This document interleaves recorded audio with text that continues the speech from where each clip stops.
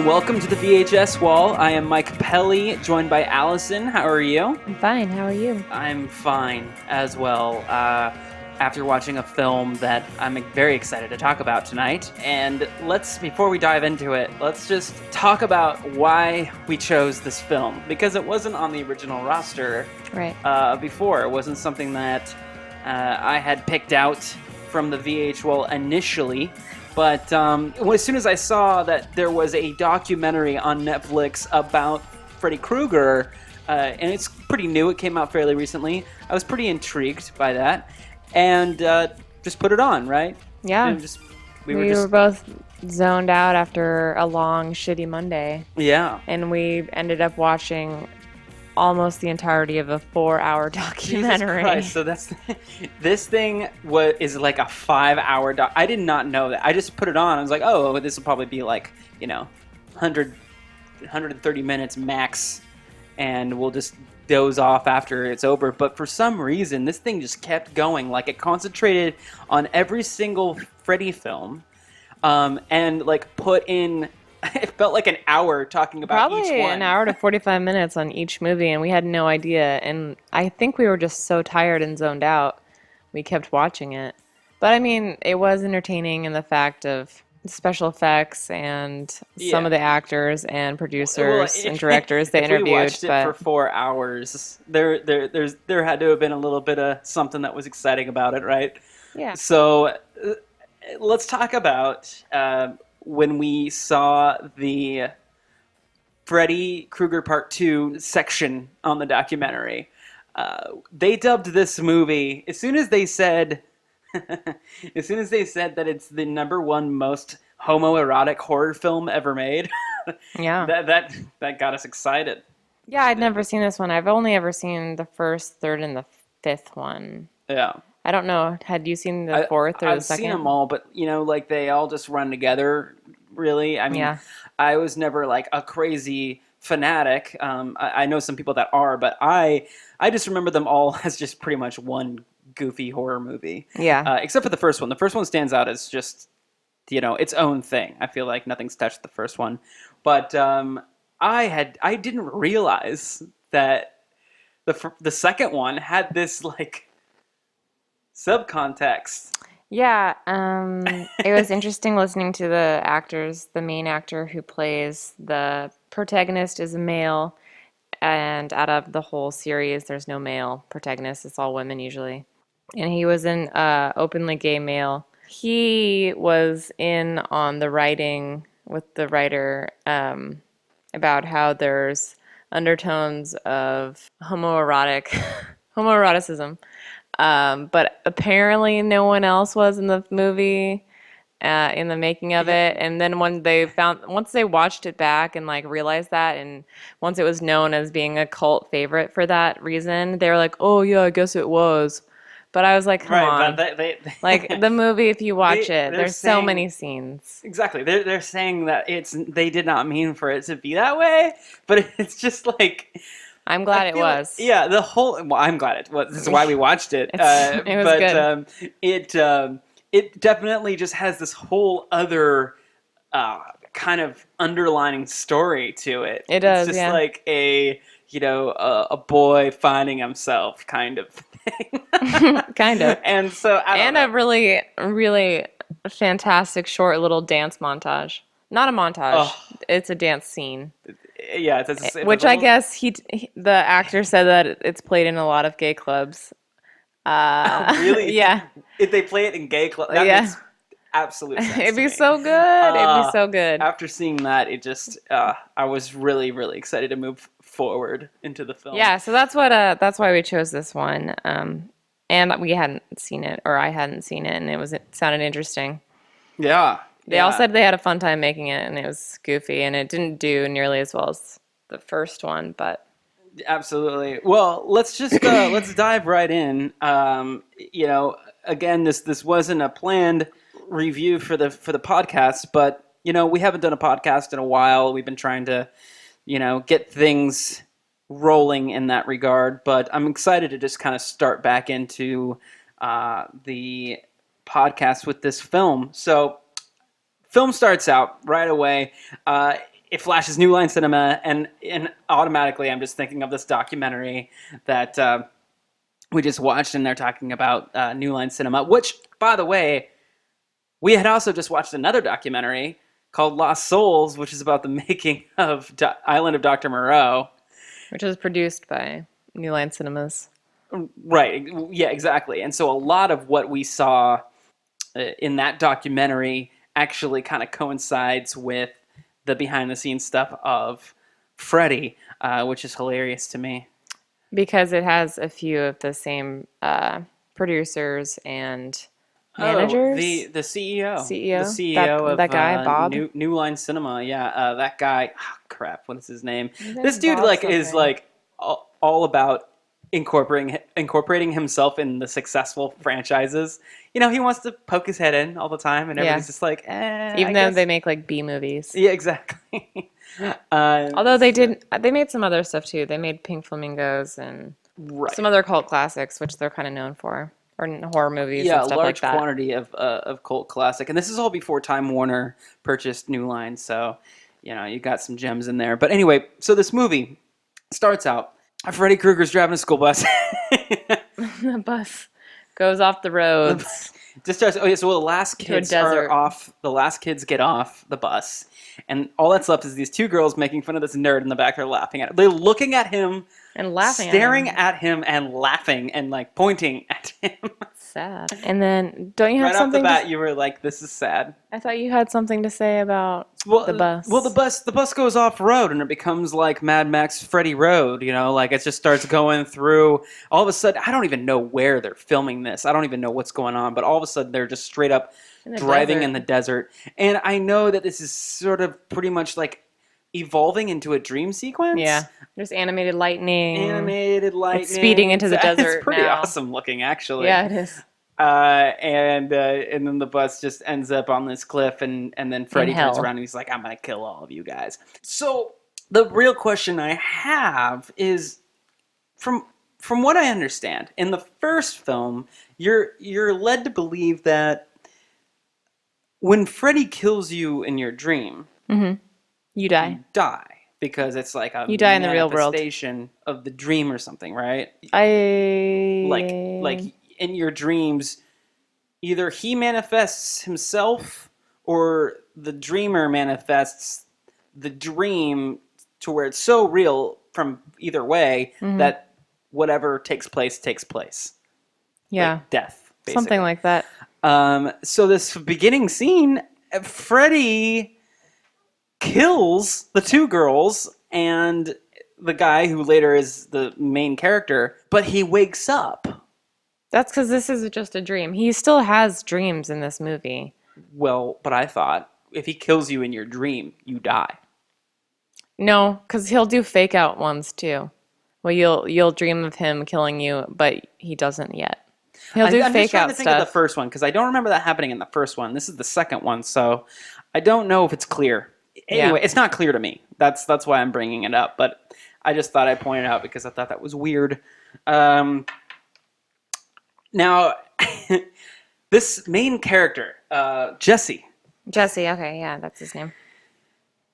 Jesse can't not scream like a girl when he's dreaming. He screams a lot in this movie. But it's like a high pitched, very shrill scream. It's so high pitched that when he wakes up from his dream at the beginning of the movie where Freddy kills him, I thought it was one of the girls that Freddy killed, and it was their house. Yeah, it's like a goofy comedic scene where I don't know if it's the next scene or if it's a later scene where his family is at the breakfast table. Yeah, no, it's the next scene, yeah. Eating breakfast, and they hear like this terrible, like shrill scream, and they just look up, and then they like go about their business because he has nightmares all the time, and that's the joke. I can't believe that part because he screams for dear life, and his sister, they all look up at the ceiling because his room is upstairs. The little sister just kind of like looks over, and she's like. Yeah, they're used to it. It happens all the time, I guess. Yeah, but this is like a death scream. It was not something casual, not something you can ignore. So the sister is looking for her little creepy toy hands in her cereal box, and the cereal box, Creepy toy, they're like a cereal toy? fingernails. Yeah, they're like fingernails that you put at the ends of your fingers, like Oh, rings, and it reminds the brother of the Jason dream he just had. I mean, excuse me, whoa, Freddy dream he just had. it's kind of. But the cereal box is called Fu Manchu's, and it has a green monster man who is dressed in stereotypical like Asian outfit with a Fu Oh Manchu my mustache. God. I'm looking at a screenshot of it right now. It looks like I thought it said human shoes last night, but it's Fu Manchu's it looks like the Grinch, like the Wh- Jim Carrey Grinch. with a Asian man like Halloween costume on. Wow. Anyway, Good catch. it was interesting to look She's at. just, just fumbling through it. So the kid is like really teenage angsty. He comes downstairs and they're like, "How you doing, Jesse? Good to see you." As if he didn't like have a near death dream scream. Well, they talk about it. They're like, what's up? And he's like, oh, I just can't sleep as well because this is supposed to be 5 years after the first Freddy attack, and this family just moved into that old house. Right.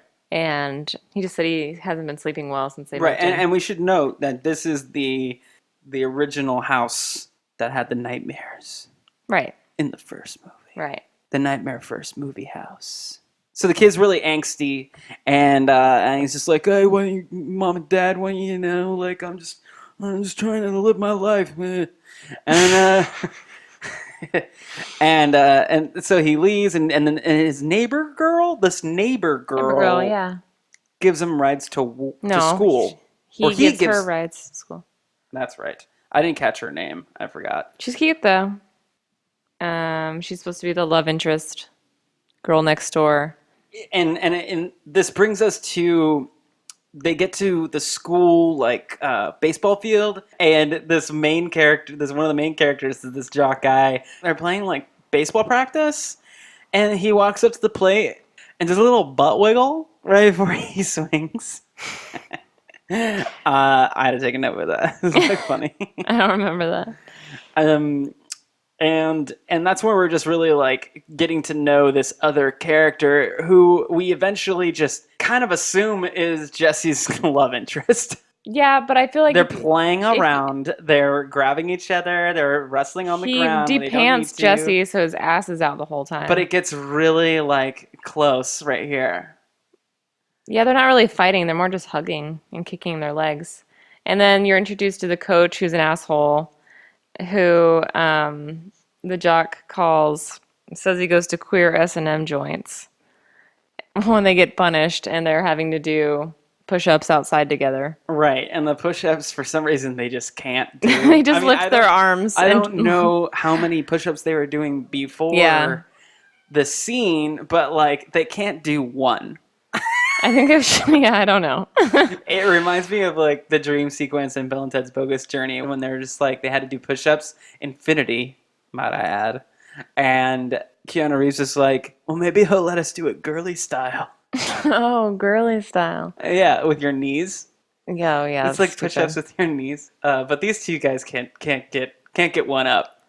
Anyway, they make up in the locker room and they just like talk to each other. The jock has a retractable mirror that goes in and out of his locker. Oh, that's amazing. And then he informs him that he had moved into the house where the murder was. Because the kid didn't know that. What? Dun, dun, dun. Yeah. Oh, yeah. And might I add that when they're doing their push-ups, the jock guy, his name is Grady. Grady, yeah. Grady turns to Jesse and he's just like, oh, so yeah, that girl, your neighbor, you mounting her or what? Yeah. She gets asked too if she's getting any yet. Yeah, but it's always weird terminology. Yeah. It's mounting her. I've not even ever heard that in an 80s film before. That was just a weird thing to say. So then we cut to the house and Jesse's having some trouble sleeping, of course. This is a Freddy film. He's kind of waltzing around the house. You can't tell if he's dreaming or not, but you see Freddy outside the window, and so... Yeah, it's a second sighting of Freddy. Second sighting. And I always actually, think it's he's probably not the second setting because the family is already very used to him screaming that's bloody true. murder Well, in the from movie, dreaming. no, in the movie, that's our second introduction to him. And I think because he does a lot of walking around at night where you're trying to figure out if it's a dream sequence or not. So I think a lot of that's like sleepwalking when he's seeing Freddy. Because that would make Right. sense going along with the Well, okay, first let's one that jump they're ahead dreaming. because we should Yeah, probably because a lot talk. of this is A lot of this boring. is well, no. Well, I wasn't bored, but let's jump ahead and talk about exactly what Freddy's trying to do in this movie. It's somehow he needs to manifest himself through a person. He has to possess someone. This is a possession movie. He has to possess someone and convince them to do his bidding for him to kill. He's not convincing though. He's just taking them over. Well, but he had to convince Jesse. There's a bunch of scenes where He's he's not. just like he has to say like you want to do it, Jesse. You know you want to do it. Like he does shit like that. But Jesse's not choosing to do that. He's just playing off like but people he doesn't like. He's possessing him, but it's like giving into the dark side type of thing. Yeah. And so he needs to have a person to do that with, and he chooses Jesse because they moved into that house, which I don't remember why that house was so significant. I know, okay.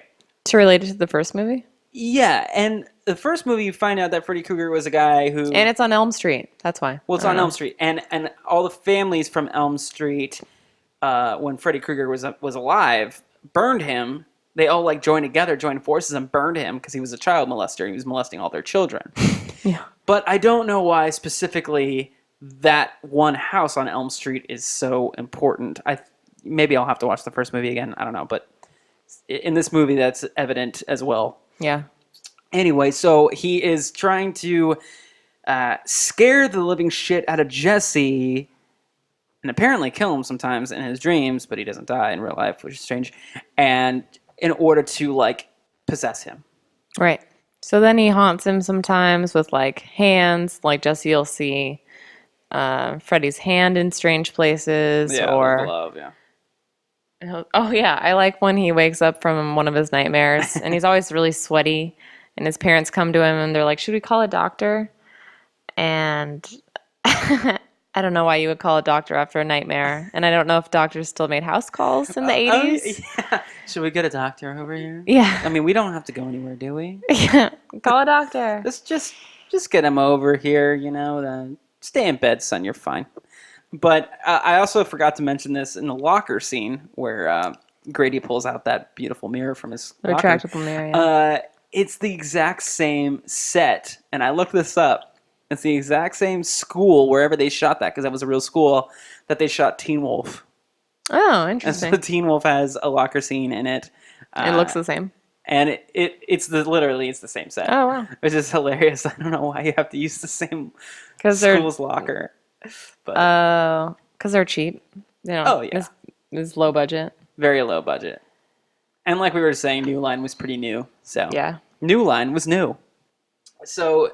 but there's this little like booty bump dance where he hits his butt to close his drawers while he's cleaning his room. And then like singing into a mic and a lot of like. First off, he's there and he's like pissy because his dad told him he had to clean his room. Go unpack your boxes and so when he does it so shitty. Yeah, he's just pouring boxes into cabinets. It's like, this is not gonna work, but somehow he makes it work. I don't know. He opens up his drawers. He starts putting his box of fucking toys in the front drawer and the second drawer. No, they're tapes. They're tapes. Tapes. All right. Shh. Choo-choo, quiet. And then next is clothes, and then he starts closing the drawer with his butt, and then something started getting a little weird. Yeah. Then there was a lot of like fake penis dancing, like with a little popper thing. Pretending it was a penis? I don't know. It was really goofy and funny. And then the mom walks in on him. Yeah. It's like he jumps on the bed, and I feel like he's trying to use the popper as like a guitar or something. But he's literally like wiggling it around, and his mom walks in, and he's still wiggling it around, and then he lets it pop. After his mom comes in? Like, no, it's right before. No, it's after. Maybe that's when they put the sound in. Here, I'm just going to play the 3-minute song because it's delicious. And then at the end, you'll hear a little pop. But you'll hear the mom's voice before you hear the pop. So that means you know that he came after his mom came in. Go.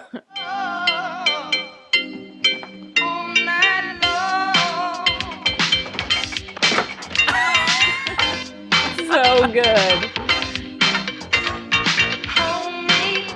He's not singing the words at all.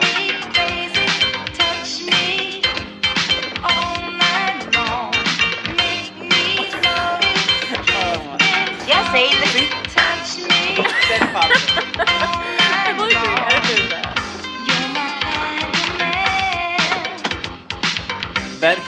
No, I know. His mom walks in, he pops, and then then he's like, "What's up, mom? I'm just putting my shit away." That's pretty good. And not to mention, not only does his mom walk in, The his cute mom neighbor walks girl in with does, the cute too. neighbor girl. So she also watched him like wiggling around on the bed with a little popper, and then popped it off like it was his dick. And I don't know what's going on here, but for some reason they both like it. They all three like it. He also has a "No Chicks Allowed" sign on his door, which he's way too old for. Yeah, I can't tell exactly what they're aiming for as far as age and like what kind of maturity he's going through right now. They're supposed to be into each other. Like, they're supposed to be love interests. It's really... They've seemed like good friends, though. Yeah, but like his room and the way he puts his room together and like all that stuff makes it as if he's like a 13-year-old boy. But he picked her up in the car and he's all supposed to be badass. Like, I don't get... There's a toy set in the closet that's seen a few times called Probe. That was brought up in the documentary. Yeah, and this is the thing that really like threw me off. So her and him like kind of start putting his room together, and she just reaches into the closet and grabs a diary, and it was Nancy, the main character from the first movie, her diary. Yeah, they didn't clean out the house before they sold it. It's just right there in the closet, hanging out right there. like no big deal, and like no appraiser thought to move it away, no real estate agent just said, get that out of here. Nope, just right there. It's been there for who knows how long. Well, then they read it and he relates to it a little bit because they talk about Freddy Krueger and he's like, oh, that's what I'm going through right now. Yeah, so Nancy is just talking about like her dreams that have Freddy in them, and he's like, whoa, so do I. So it kind of becomes this sort of like haunted house sort of movie at that point. A little bit. I think at least you think it's going that direction. They're just trying to connect it again with the original. Right. But movie. But it's not a haunted house, it's just Freddy like it's just after nightmares. Anyway, the kid starts dreaming again, everything starts melting. The house it gets really hot. Whenever Freddy's around in the house, everything gets really hot. That's like a warning sign. Yeah, and everybody's just like, it's like a furnace in here. But they have a furnace in the basement that's like enormous. Way too big. It's like the Burbs style. Yeah. Like the creepy neighbors to Tom Hanks. And inside of the furnace, he finds like the Freddy gloves. Yeah. And I couldn't tell if they were really there or not. It's just like it's so unclear what's the dream and what's not. I think that was probably what they were going for, but it's kind of hard to figure out in the movie where you're at that time. Yeah, it is. It's weird. But I guess a lot of it's half real and half kind of a dream. Yeah, it's almost like Freddy is coming at him purely psychologically as opposed to the sleeping thing. Yeah. I feel like it's not as much him dozing off and being asleep when Freddy visits. He's literally haunting this house. Maybe, yeah. And he can manifest things. Yeah. Which is not what he did at all in the first movie. So It's confusing. Well, he changes in every movie, so. That's true. So let's talk about the bird scene. Yeah, that apparently everyone hated that scene and they wanted to cut it. Like in like the director? just everyone in the movie thought it was stupid. It is stupid. Would you say is like, I think it's like a nod, supposed to be a It's nod. supposed to be a nod to the Birds. Hitchcock. Yeah, which you can tell because it's like they have these parakeets in their house, and one of them drops dead. The other one freaks out, starts flying around a living room, attacking the dad, and then he just bursts into flames. Yeah, and the way that they handle it. It's just so the handle is goofy. just kind of like, yeah, I don't know what to do, but I'm going to watch this. Back away a little bit, son. No, they try to hit it You with don't want to get pecked. Yeah, the broom. I guess they finally. But it was like after a while of. It's just like a pointless scene. And the bird is so goddamn annoying. Yeah. But the dad blames the son for causing that. He says that he used a firecracker in the bird. Yeah, which is upsetting. Makes no sense to think about. His logical explanation, the father's, is that Jesse, I guess, stuffed a firecracker in a bird. Yeah, and when they were all sitting on the couch and he was nowhere near the bird, lit it. It was ridiculous. Yeah. So pointless scene. I agree with everyone that admits it was a mistake. Yeah. But pretty entertaining nonetheless. So the way it kind of moves on is now we can't tell Jesse kind of wakes up in the middle of the night, but I guess he's sleepwalking, Yeah. and moseys on over to this gay bar. The S&M bar that I thought the jock was joking about in like a demeaning way about the coach. But it was true. But I guess it's real. So he walks over to it and it's like full of punks and like I guess it's supposed to be an S&M bar. Yeah, really leathery. The coach sees him there. First of all, he goes to the bar and it's like very dreamy and he just walks through really dazed. Mm-hmm. And he orders a beer and they give him like a cocktail glass to pour the beer in. Yeah, let's talk about him ordering a beer. Number one, I can't tell if this kid's supposed to be 13 years old or 16. Either way, he's nowhere near 21. And he orders a beer. The bartender guy, who apparently was like a producer of the movie, hands him a beer, didn't card him, and gave him a glass to go with it. But it's like as small as a shot glass. No, it's not a shot glass. It's like a cocktail glass. It's like one of those bigger shot glasses. Yeah, it was weird. Yeah. And like, I don't know why they gave him that. Proceeds to pour the beer into it. So to drink it. I really didn't get it. It was almost kind of like, oh yeah, you want a beer? Little tiny boy, the underage kid. I'll give you a beer. A little sippy cup for your boozoo. Maybe. And then right as soon as he's about to drink a sip of his little baby beer, the coach is there, all leather daddied up. Yeah. And is like, hey, what are you doing here? We gotta get you back to school? He doesn't... It was real. It really happened. The coach was at the bar. He said, hey, Jesse, what are you doing here? And the next thing you know, you cut to the gym, and it's still the same night. It's probably less than an hour later, and probably the middle of the night, and Jesse is running laps in the gym because the coach, the bad coach, is like, you run laps. So I have a couple questions. So the coach is punishing him for being at the bar? Yeah. Weird. It's super weird. And decides to not bring him home. He brings him to the school. And then he tells him to hit the showers. Yeah. And then this all really happened. It wasn't a dream. Yeah, it was very strange. And then so the coach goes into the supply closet or whatever, and he gets pummeled by balls. Just a ball. All the balls shoot at him. Just from the walls. Up in his balls. The jump ropes go around his wrists and slowly drag him. He doesn't even try to get away from anything. He just screams and slowly drags him to the showers and lets these slow, tiny jump ropes go around his wrists and drag him to. And you're supposed to think it's okay. So it's invisible Freddy pulling him back. Yeah, or something. But I'm also starting to think it was probably Jesse, and they're just not showing us Jesse because you're supposed to think that it's Freddy.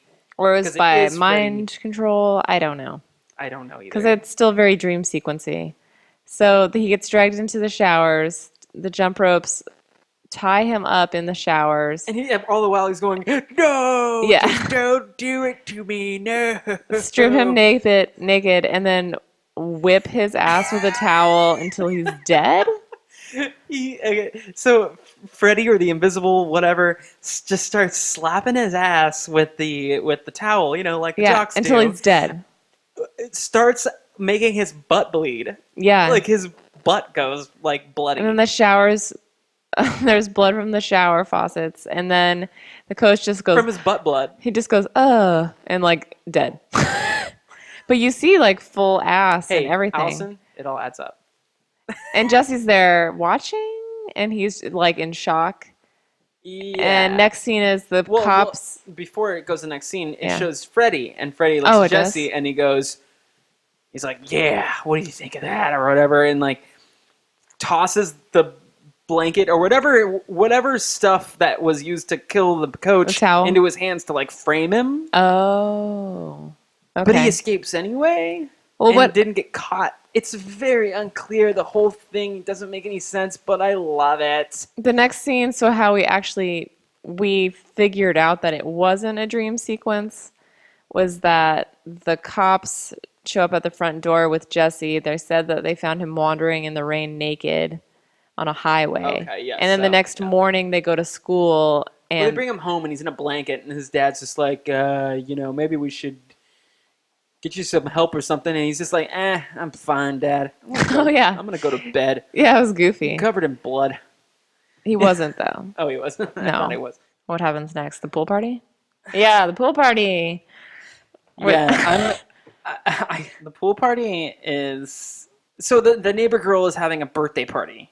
And her parents are in the back. It's a big barbecue thing, and like the parents are like making hot dogs and stuff. They're playing like old like 1920s jazz, and all the teenagers are walking around the pool. And then he's serving hot dogs, and then they finally go upstairs. Everybody, by the way, before they go upstairs, looks miserable. Yeah, it looks like a really lame party.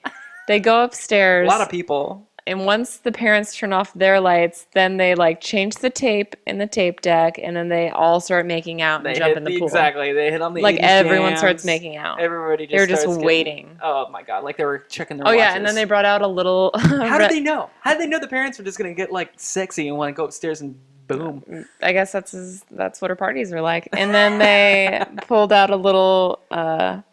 Red wagon full of beer. It was like a little kid red wagon full of beer. It was like all the good party materials were tucked away. Yeah, they're all tucked away in the bushes. For the parents to leave. Hilarious. Yeah. So then you have you got the girl and you got Jesse about to do their hookup. They're gonna do the big hookup that's been building. I guess it's been building. You're supposed to kind of think. All their friends keep asking when they're gonna make out or have sex with each other, and then they're gonna mount. Yeah, when they're gonna mount each other, they have they're mostly just talking about Freddy, and then they finally make out, and it's pretty awkward. But yeah, I think it's just because the director was probably just like, okay, you two, it's you two, now go. Yeah. Didn't seem to know what they were doing. But you get to they see did the best they could. And then he grows a big black prosthetic tongue. Yeah, it starts turning into Freddy. And it's really gross. And then he runs away from her making out, taking her top off. The giant Freddy tongue comes out to start licking her chest. And she is just eyes closed and like doesn't even for a second see the giant tongue coming out of his mouth. As soon as she does open her eyes, he just covers his mouth. And then he runs away from her. And he runs away and she's like having the worst birthday It's not ever. a birthday, babe. It's just a party. Oh, she's having the worst party there ever. You go. But the party party rages goes on. The scene where Jesse confides in Grady. Yeah, he tells him what's going on. And this that is he's where killed people. it's like probably the most like homoerotic scene. Just the way that he shows up and they talk to each other. Grady even says for a second. He's like, why are you... She wants to sleep with you, but you want to sleep with me. Yeah, straight up says it. But, like, the context is so strange that you can't, like... Tell. You feel like that is true. Yeah. But I guess the movie people didn't know. Well, the writer said that he wrote it that way, but everyone else was like, "What? Duh." Yeah, exactly. It's just pretty much right there. So he wants Grady. He wants to sleep in Grady's room, and so Grady can keep an eye on him so that he doesn't go out murdering people. And let me just say, if you just showed up at your friend's house, He snuck in through the window. if you sneak into your friend's window, and if that friend is for some reason okay enough with just that, and then you decide to tell him they have to watch you sleep and look out for you to do anything weird. No. That's what Is that what he said? says. Oh, okay. He said, make sure I don't do anything weird. And like he's not specific at all. Grady's like, He's like, yeah, okay. whatever. He's kind of like, okay, whatever, bro. Yeah. And then he proceeds to kill Grady. The actor thought it wasn't gruesome enough. Like everyone thought that one was kind of lame, which is interesting. But not very many people have died in this movie so far. yeah, just- the casualty level is a little low in this film, I'd say. Yeah, it is. Interesting. I never thought about that. Yeah. It's funny, in the documentary they talk about Freddy versus Jason, and apparently Freddy only kills one person in that movie. Oh, weird. I mean, that makes sense. The movie's about them fighting each other. Yeah. But whatever. Anyway, so Grady dies. It's pretty gruesome. Best acting award goes to Jesse. He runs back to the girlfriend's house and he's just like, I did it. It was me. I killed him. It was like fucking Adam West talking. Yeah, it was really bad. He was trying to like choke through tears, but it was, yeah. I feel like it was the first take. Yeah, maybe. But he's just like, I'm a killer, I'm doing this, but it's not me, it's Freddy. And she goes, oh, it's Freddy? Oh, totally. Okay, let's get him. Like she totally believes him. He's covered in blood when he shows up back at her pool party. Yeah, she doesn't need much convincing. It's because she's in love with him. She loves him. So he turns into Freddy at the party. And that's also bizarre. Yeah. I don't get that either because it's so like now Freddy at this point straight up manifests. Takes over Jesse. Everybody can see him. Yeah, he's running around the house. They lock the doors, or he locks the doors with his mind or something. And so she and her parents are locked in the house, and then all the kids outside are at the pool party, and they don't know what's happening yet, but it's starting to get hot. So the pool starts boiling, and people are burning in it, and then all the hot dogs start bursting. Like there's little firecracker hot dogs. The bird thing happens again, and it's pretty funny. And well, the first one, before the kids realize that Freddy's out there, the hot dogs start exploding like little firecrackers. So one of them just throws them all into the grill, and then it stops it, and everyone's like, "Yay!" And he like throws saves the day. Like, I saved the day. What's up? I stopped the fire, the hot dog fireworks. That was great. And then Freddy just straight up like busts out of the house and starts murdering kids. Yeah, does a Grant, like jumps through glass or whatever, and then just starts throwing pool. Does he murder people? He throws a lot of pool chairs around. That's what I remember. Well, he starts like stabbing people and throwing them to the side, and then throwing chairs, and then the dad A kid gets trampled. A kid gets trampled by people. It's pretty bizarre. And then the dad comes out of the house with a shotgun, but like doesn't shoot Freddy. He's a bad shot, I think. I don't even know if he took a shot. He tells Freddy, Freddy, first of all, there's a good scene with it's him, and then there's fire behind him, and he says, "You're all my children now." Oh yeah, the class, and he has to the group of pool kids. Yeah, you're all my children. I don't know what the hell he's talking about. Yeah, that he's gonna molest all of them or kill them. I guess. I mean, I guess that's kind of the or thing. Terrorize he is. them all. Like he's always trying to kill kids. Yeah, so I guess he was excited that he was gonna massacre them. Yeah, and then the dad comes out with a shotgun, doesn't shoot him, and then scares him? It's almost like Freddy shamefully leaves. I don't remember what happened. It's I don't know what happened, but I think that he got scared away or something. He just walks away and he's He like, I'm going to go disappears or back. something. I'm going to go back to, he goes back to his old work where he died or something. You know, that really industrial spot. Yeah, where the boiler room is.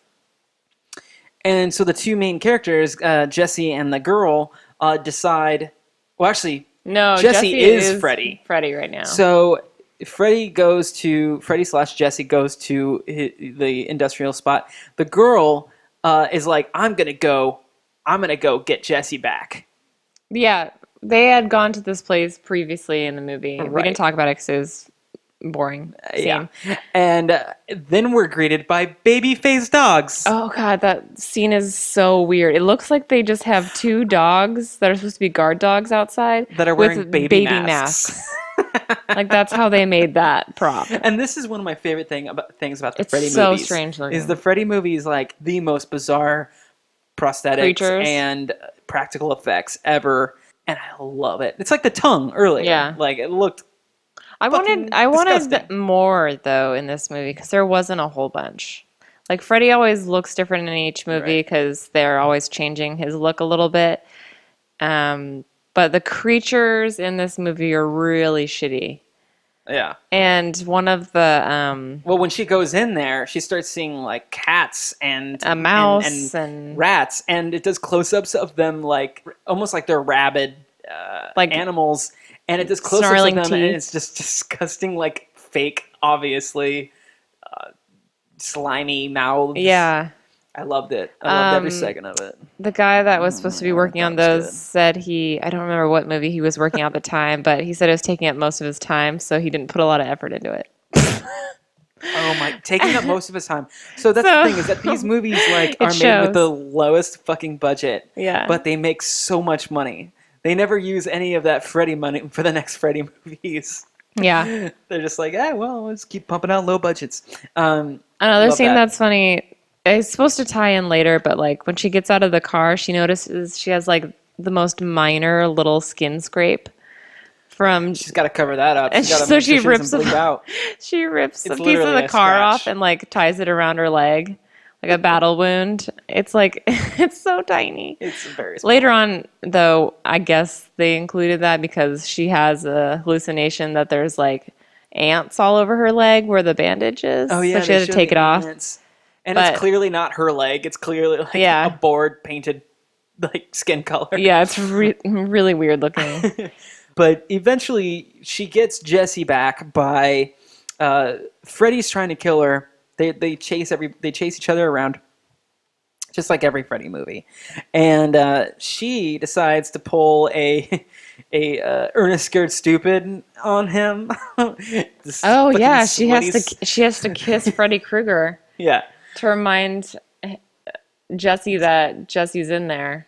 The Exactly. possession. And like it works. Yeah, it's really gross. It's very gross, but it's also Freddy just kind of like being like, there's still no way. And like he's just on the floor and everything starts setting on fire and Then you get a cool like wax prosthetic get a head that great wax melts, scene. which is pretty cool. yeah, it's some Raiders shit. It's confusing. Well, part of it was like her telling Jesse that she loves him and not believing in Freddy because that's the only way is to not be scared of him and then it won't work. Yeah. Even though they're not in a dream anymore at all. no, this is real. This is very real. Yeah, it's real. So I can't even honestly tell you that any fatalities happen in dreams in this film. I think it's all real. Yeah. It all is all manifestations and shit, and it's like yeah. real world based. Like nothing happens in dreams. It shows dreams. Yeah. Like I said in the beginning of the movie, I thought Freddy, if he kills somebody in their dream, they die, and it didn't happen with Jesse in the school bus in the beginning. So I'm led to believe at this point that nothing happens in dreams in this movie. It's all just to scare people, and then Jesse becoming Freddy actually murders people in real life and shit. Which, now I'm thinking about it, that makes sense, because why wouldn't Freddy want to be, like, real world killing people? yeah. Anyway, I don't know. Not that important, but anyway. So then Jesse emerges... From the burnt, crusty Freddy Krueger shell. that he was inside of. Right. He like And crawls it out all of like peels off him. a burnt corpse. And everybody's crying, and he's probably traumatized. But that's like literally the happy ending. Yeah. And next thing you know, next day, Back on the everybody's bus. School. back on the bus. We're good to go. Which they don't say why they never rode a bus before. He always drove to school. Like the whole point was taking the neighbor girl to school in his car. Yeah. So it's supposed to, I think, tie in with the beginning of the dream sequence Which he's of the in bus. the bus in the beginning Yeah. too. So Or maybe it was a premonition. Maybe like whenever his dad's not using the car is when you can use it to. I think it was a premonition. The ending is just the bus is still being driven by Freddy at this point, and you think everything's fine, but this one girl's talking to Jesse and the neighbor girl, and then Freddy's claws just bust through her chest. And that's Whoopity it. whoop. Saying he's still alive. But let's just really quick before we finish up here. Why was this movie rated the number one most homoerotic horror film of all time? I just think the whole undertones of a slightly effeminate male figure, the only male protagonist in the whole series who has feminine qualities and doesn't seem really interested in girls, and just all the undertones of maybe being attracted to Grady, Right. the no chicks allowed sign, the And it's very apparent. phallic It's very apparent that the movie doesn't thing he seem dances like, with. Yeah, Like, it's so good. it It doesn't look like the movie knows it's trying. It's not trying to be that, but the it is. S&M, Yeah. the way the coach dies. There's a lot of like jokes and just like hints, nudges to that, and I think it's great. Oh, it's so good. I loved watching this movie. I would recommend it to people just to put on. It's a good film to just like throw on if you got some buds hanging out, you drinking or whatever. Watch this movie. It's funny. Yeah, I liked it. And it's got some pretty great practical effects, and Freddy's there, and it's It's before. not the most like interesting, Right, one it's of not. them, It's not like so. but it's pretty fun. Yeah, it's pretty fun. I would recommend it. You would Yeah. recommend it? Yeah, totally. Well, that was it. Thanks for checking it out. I'm Mike Pelly. You can find us on the Hard to Find video channel on YouTube, also on iTunes. Subscribe to the VHS Wall, and we'll catch you next time. Hopefully, we'll pick up back where we left off. We were going to review the Neverending Story Part 2. Not so sure about that now because Jason Lamb was going to do that episode with us, and he actually watched it, and we never did. It's been so much time in between now. So we'll figure that out. Made him watch it for nothing. Yes. But anyway, Allison and I are going to get back to this 24-pack of Budweiser that we found in a bush. See you guys later. Bye. Bye.